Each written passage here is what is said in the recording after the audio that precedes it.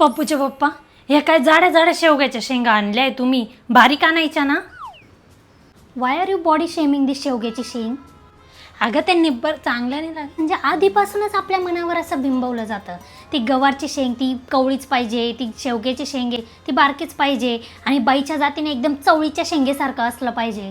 इथूनच सुरुवात होते ती. अरे जाड असली म्हणून काय झालं, तिचं न्यूट्रिशन कमी होत आहे का? जाड आणि बारीक, दिस इज बॉडी शेमिंग आई.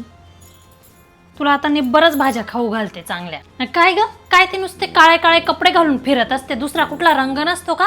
उठसूट काळे कपडे विकत घ्यायचे आणि काळे काळे घालत राहते नुसते. नाव यू आर बिंग रेसिस्ट. कोणती सिस्ट? अरे आपण कुठल्या जगात वापरतोय?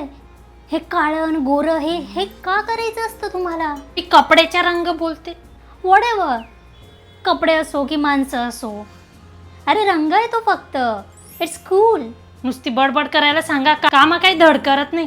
त्या टेबलवर मी तुला कवर टाकायला सांगितलं होतं, अर्धा टेबलवर कवर टाकलाय आणि अर्धा टेबल तो तसाच उघडा पडलाय. चांगलं दिसतंय का ते असा अर्धा उघडा पडलेला टेबल? पूर्ण कवर कर त्याला. हा असा टिपिकल माइंडसेट काय आपला?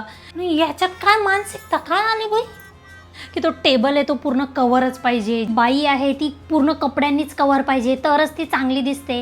इट्स हर चॉईस या. Why are you being so judgmental? काय बोलते ग तू? म्हणजे आधी बॉडी शेमिंग, मग racism, and now you are being judgmental. ओय मेंटल, काय बोलते तू? मी कोणत्या विषयावर बोलते आणि तू कुठे विषयाला घेऊन जाते? तुमच्या पिढीला असं वाटतं की आमची पिढी तुमच्याबद्दल जजमेंटल आहे, तशी तुमची पिढी पण आमच्याबद्दल जजमेंटलच आहे.